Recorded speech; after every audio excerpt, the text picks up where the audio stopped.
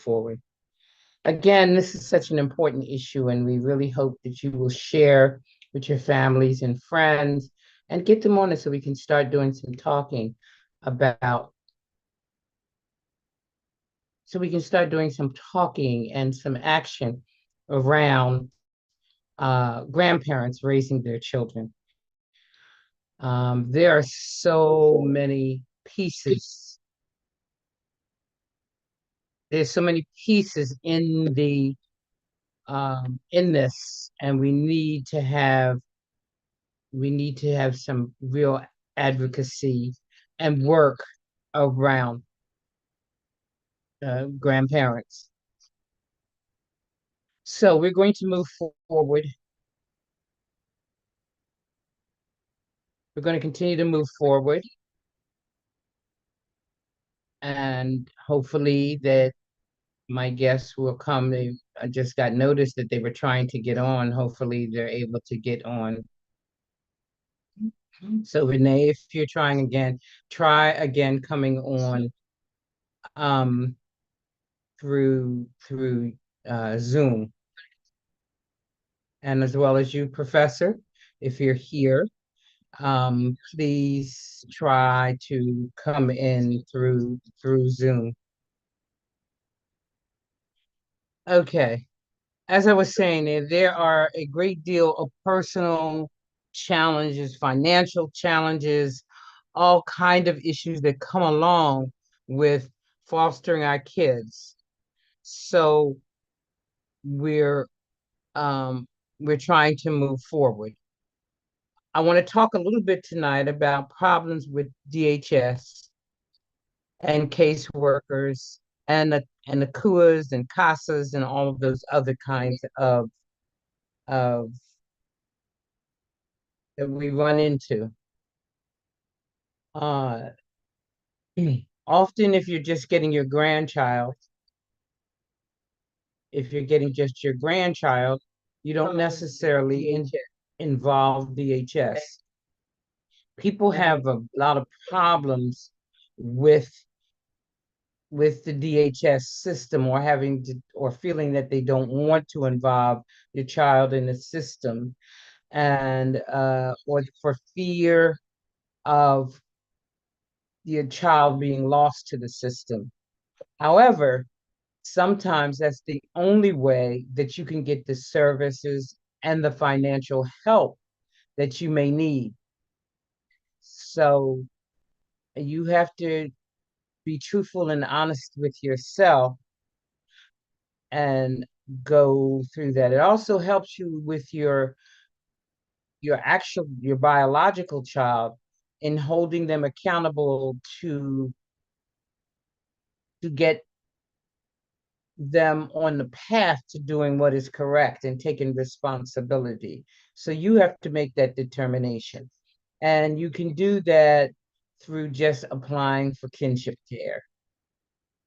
When you apply for kinship care, that kicks in the start of DHS investigation, and you won't be so much at the mercy of your biological children.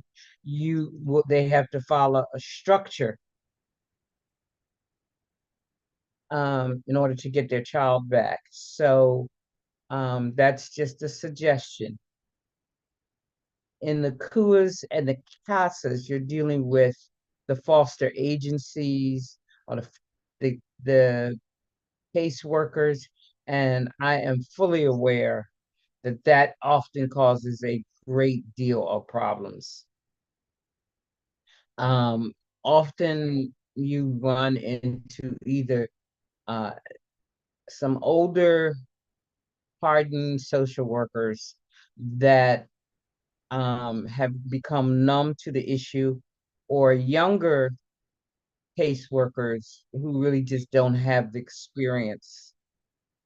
And they become numb to it as well. They become take on a feeling as they're they're the boss. They run the show. They tell you what to do, and sometimes makes life very, very difficult. So you just need to be aware of what strategies you can take on to um, protect yourself against some of the emotional stress that you can have through the caseworkers. And documentation is the biggest piece. Document, document, document. I need for parents to say, oh, it's just my grandchild. I need you to become very, very fluent at documenting. Get a binder, get the child's name in it, and you document everything, your conversations, your telephone calls with the bio parents. Everything needs to be documented. How the child came to you, how the child looked when you let it visit its parent, how the child looks or acted when they come back. Because there's a lot of sometimes kids' behavior change as a result of just experiencing a visit with their parents. You need to have all of this information, um, all of this all of this documented in a binder so that you are building, whether it's building towards ultimately going to court, well, it's building towards just documentation for a lawyer that you need, or documentation for DHS or anything. And also protect yourselves, because sometimes our children get real new, and um,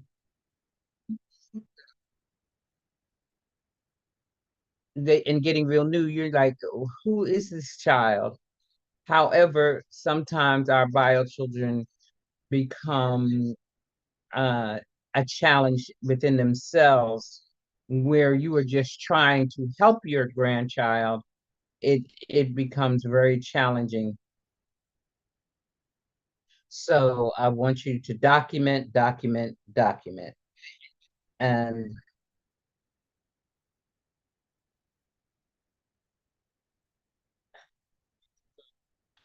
so, and where it comes to the caseworkers, again, documentation is extremely important. I want you to document every conversation you have with your caseworker, everything that you discussed. Ask her for papers for things. So it's very, very important. Again, because it's interpretation sometimes. Every visit, everything that you interact with your bio child or with the caseworkers or with DHS in any situation. Um, I also want you to keep on the binder any doctor's appointment, you go, any school information, everything that becomes, with my granddaughter, I used to call it um, Alicia's Bible. That was that was um what I used. I literally almost carried it around with me. I usually had my car, and when I had um appointments or things, I always had those documents available so I could always pull out information, and that included pictures. And so I want you to make up a binder about every interaction that you have with your grandchild, whether it is whether you have um, interaction with DHS, because often, if you don't, those incidents will come back to bite you in the butt, because you will have people accuse you of doing this or not doing this or whatever. But if you have the binder and you carry it around with you, they will become aware that you document everything, and it causes the system, it causes your bio children back up a little bit. So it will decrease your frustration. Um, so case with your case, especially with your caseworkers, if you have caseworkers in your when you interact with your caseworkers and when you go to court. You have all that information. Believe me, the judge will be impressed by it. Sometimes, in these situations, judges don't even allow you to talk or speak. So, and that is extremely frustrating. And there needs to be some advocacy and some changes. Since you're dealing with the child on an everyday basis, you're the closest thing to the child. You know what is happening. You know how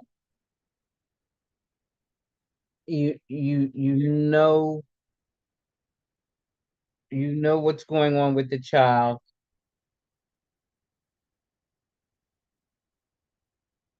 So you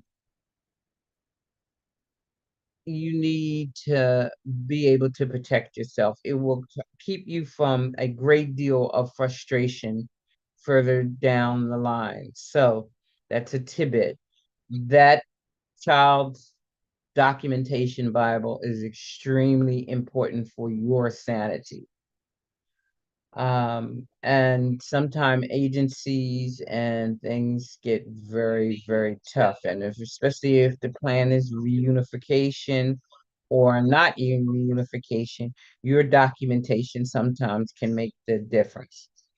Let's talk a moment about some legal process.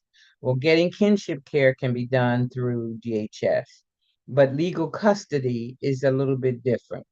In my case, I had my attorney draw up an agreement, and I had both mom and dad sign the agreement that they would give me um, legal guardianship of the child until she was 18 years old.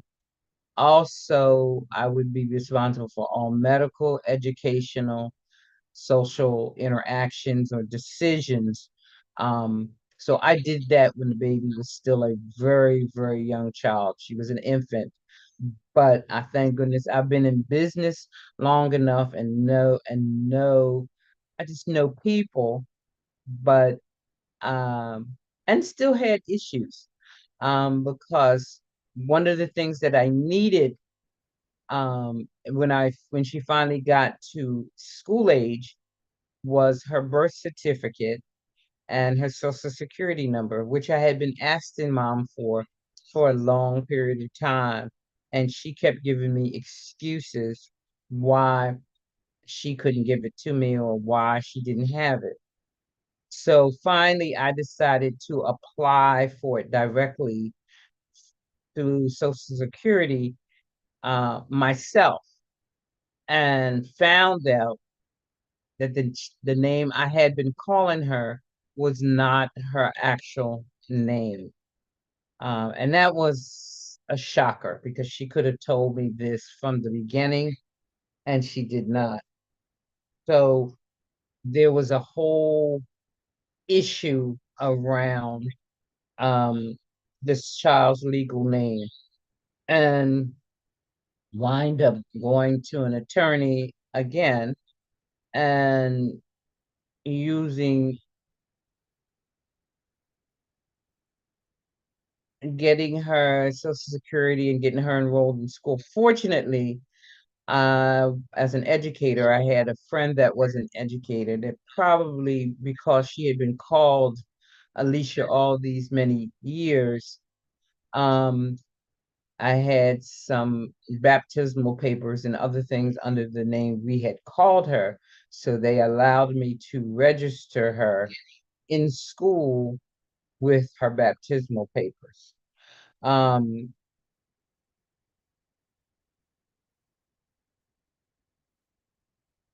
So, but that can create a great deal of difficulties and also identity crisis, which she, even though I gave her the choice, now she's some years older, and we continue to call her the name that was on her baptismals, but knew that down the line she needed and finally received the actual Social Security number. And I used the first name that I called her, I used as her middle name since it was A, and her first name was an A as well. So I just moved her middle name. Um, so fortunately, but that could that ultimately still became a mess because she had to legally change either change her name or utilize the legal name that she was born under. The mother had told me she hadn't named the child and that she was leaving it up to us, but that was not true. She did, in fact, process her birth certificate. So that was a big mess and did cause my grandchild um, some identity crisis. Even though I shared it with her, I took her to the lawyer. She was old enough now at this point to change her name, and she was a writer. So I basically told her, why don't you use one as a pseudonym or the name you'll write by, and the other name, let's use that as your legal name. That way you would always be able to, publicly be one thing, but privately be someone else because writers use that all the time. But uh and she still at this point is going under her actual legal name, but her writing name is the name we have always called her. So she still struggles with that. So, but these are the things, the damages, the problems, the issues that stick with our children. And even though my granddaughter led what most families would believe were pretty much princess life, her sense of abandonment from her parents, her sense of name change had caused her quite a bit of anxiety, which she still suffers with and goes to therapy for. So it's it's really interesting, but nonetheless, you have to be aware of these kinds of things that will happen. In terms of the two foster children that I actually ultimately adopted, I kept their names and just added my last name to their document and I try to change their first name because the children had been called that and I didn't want any identity crisis learning from my granddaughter. So I just added my last name to their documents and and hopefully it will keep them from um having anxiety around their identity, but you just have to watch them and move forward as they seem to tell you. So that's the legal processes, and we'll spend some more time around some of the legal process. And as we're getting more people in that have specific issues, we will deal with it as hopefully I'll have my experts here that you will be able to talk live and get issues resolved. I want to talk a moment moving forward about the emotional tour. And I want you to be very honest with yourself in terms of the impact that taking on your grandchild has made you feel, your well-being. I see over and over again on Facebook and through phone calls and through my clients tell me that they no longer feel free, depending on the age of the child. And being really honest, yes, it is extremely stressful and challenging, and your friends your age are out and about and doing things, and you are tied down with this child. And we all feel that way, and that is a normal feeling, and it's okay. So we need to tell you that you need to be able to self-care, whether it is a outlet for yourself, whether it's going to the gym or getting your hair done or whatever it may be, you need to know how to self-care. That is very, very important because if you do not self-care, you will wind up wearing yourself out and not being able to take care of anyone properly. So that it is important that um, you do what is necessary. And if the emotion is feeling overwhelming, I need you to seek help. I need you to um, get get a therapist, talk to someone because it can be emotionally overwhelming, especially if the grandchild that you're dealing with, or child, or adopted child, foster child, whatever it may be, has their own emotional baggage that you and behaviors that you're now dealing with. And we'll spend um, a whole workshop on dealing with those behaviors. In my particular case, my grandchild suffered with anxiety and depression, but my foster children that I've adopted, especially the oldest one, I got her at 6, and she is 15 now, and she has been diagnosed with ADHD, RAD, and DMDD, along with some others. So it's been a really emotional journey that she struggles with and has been hospitalized on several occasions. And we are struggling with her to just make it to 18 years old. Um, so you have to be emotionally, mentally, emotionally, and spiritually. If you have a church support, your church members can support you and sometimes give you that break you may need. So try to build a good support system around yourself. Um, my son looked at me like I was nuts and has said many times, Mom, this is not what you should be doing. And it's kind of animately against it, respects it, but against it because he thinks that that's not what I want to do or should be doing. And sometimes you're going to run into that. You're going to run into you're going to run into family members, friends and family members that not agree with the journey you have decided in your own spirit to take. And so you have to be prepared for that. And sometimes you feel like you're an island, and that's okay. You're going to run into family members that won't accept, if you're adopting, won't accept your child as your child.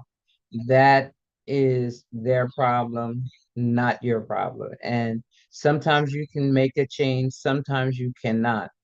If you have decided to take on these child or children, this child or children or adopted, foster, whatever, the family members are adults, they can get over it. But these children need for you to be a warrior for them. So support systems are helpful. It just gives you the break, the mental break that you need, the emotional break that you need. So if that a lot of things that I do, and I made a determination when I had decided to take on my grandchild, and again, the foster children and now adopted children, the first thing that had to happen is I have to be happy. So I have to do those things that are helpful and make me happy. One of the things that make me happy is going to school to get my doctorate degree.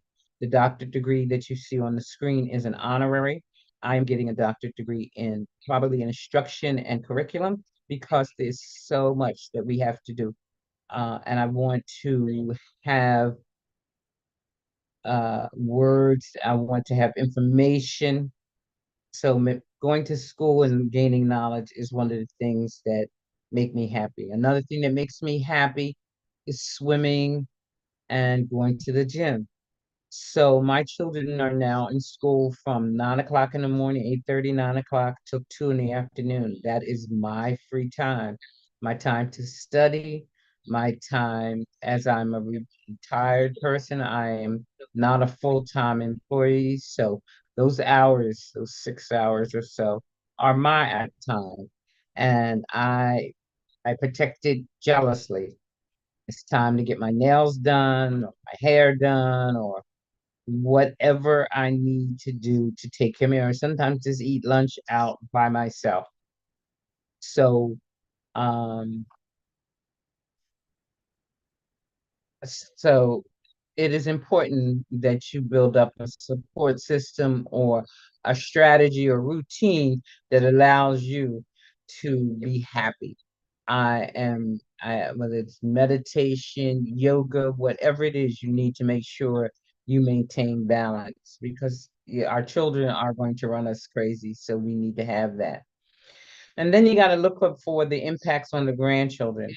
Have you noticed behavior changes and emotional changes in your child? And you will see that, especially if they're visiting the bio parents and some of the things that said to these kids see and hear all of this stuff. And even though they don't understand it, they formulate opinions and ideas that sometimes very misguided and very slanted. And sometimes the anger comes back on us. And it looks as though our children are angry with us, and you have to be ready for that. You have to you have to know that what you're doing is making a difference in his or her life, and that's just it. And the children may not understand now, but they will. You have to be able to block all of the negative things that will come into you. At the same time, you have to be aware of the children acting out. If they need therapy or counseling, you need to make sure you put that in place and just talk to John. I always find that it's important to tell your kids the truth. You can talk to the truth at their age so that they understand it, but tell them the truth and tell them why they're with you and tell them that you love them and that's why you're working. And they may not understand, and you hope that things get better, but at this time this is what is happening, and let's try to work together. Okay, and finally, I want to talk about some of the changes. We will be talking about all of these points that we talked about, and we'll be spending more workshop time for on each of these issues that we can develop some strategies to move forward. The last area that I want to talk about is what kind of changes need to be done in the area of grandparents and their rights. Often I see grandparents in a great deal of pain because they say, I don't have any rights. And you really don't. You don't have rights at this point. That's why you need, as soon as this situation comes up, take some steps that protect you and the things that you want to do. If you wait for your child, your bio child, who already has problems and may be angry with you, um, you'll wind up really becoming frustrated. So you need to be proactive about getting what you need so you can get the legal documentation you need to move the child forward, whether it's getting a birth certificate or social security or whatever. You need to be able to um, have those documents so you can move the child forward. But there is a great need for systematic changes. Some of the changes need to take place in terms of what the rights of a grandparent is in the case, what's the kinship care, and you need to know what your rights are. You need to be able to have, we need to be able to lobby and advocate towards changes that allow grandparents more rights. If you are caring for them, you should have the rights to take the child to the doctor or whatever the things that you may need. So we need to maybe come together, and I hope that this platform provides that. I need for parents to uh, contact me directly through our podcast,